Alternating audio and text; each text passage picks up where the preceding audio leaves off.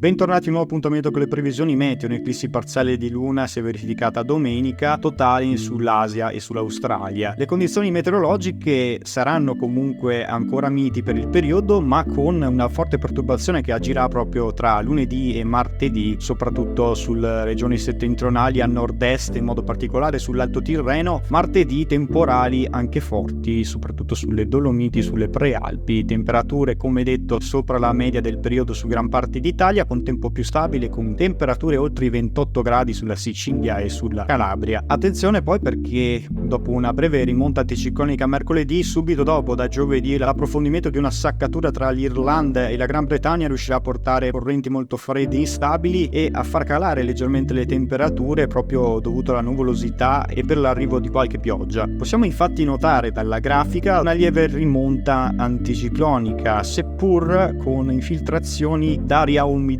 sul basso Tirreno. Infatti qui potranno verificarsi dei fenomeni anche temporaleschi che risentiranno soprattutto proprio tra la Campania e il Lazio. Questi fenomeni andranno a viaggiare verso il versante ionico e ecco l'approfondimento di questa saccatura a giornata di giovedì tra la Gran Bretagna e l'Irlanda. Una depressione molto profonda che richiamerà con sé venti molto freddi, con temperature che crolleranno sotto la media tra la Francia e la Spagna, la Corsica. In questo caso qui avremo forti piogge e temporali che arriveranno proprio tra la serata di giovedì e venerdì notte anche sulla Sardegna, quindi zone da voi richieste come Cagliari, e su tutto il centro-nord. Attenzione perché qui accumuli davvero ingenti con quantitativi veramente molto elevati, sopra i 300 mm su gran parte delle Alpi, con possibili nevicate sotto i 2000 metri. Avremo quindi la prima neve sotto i 2000 metri. Questa invece è l'evoluzione per sabato, quando le piogge raggiungeranno finalmente anche il centro-sud Italia. Avremo anche qui finalmente delle piogge, con l'arrivo quindi di aria molto più fredda tra i 1600 e i 1800 metri. Ovviamente questa è una tendenza che andrà rivalutata con attenzione, in quanto si tratta di una